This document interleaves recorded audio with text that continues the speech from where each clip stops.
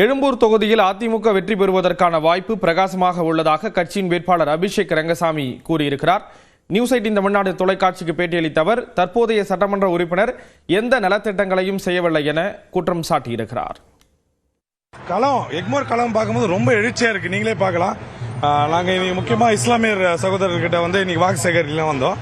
அவங்க வரவேற்பே ரொம்ப இதுவா இருக்கு. அவங்களே இந்த என்டையர் மாற்றத்தை அவங்க விரும்புறாங்க. மக்கள் பாஜக கண்ட்ரி ஃபுல்லா ரொம்ப சப்போர்ட் தான் பண்றாங்க. அவங்களுக்கு தெரியுது சென்ட்ரல் கவர்மெண்ட் ஸ்கீம்ஸ் வந்தா ஸ்டேட்டுக்கு என்ன நடக்கும்னு தெரியுது.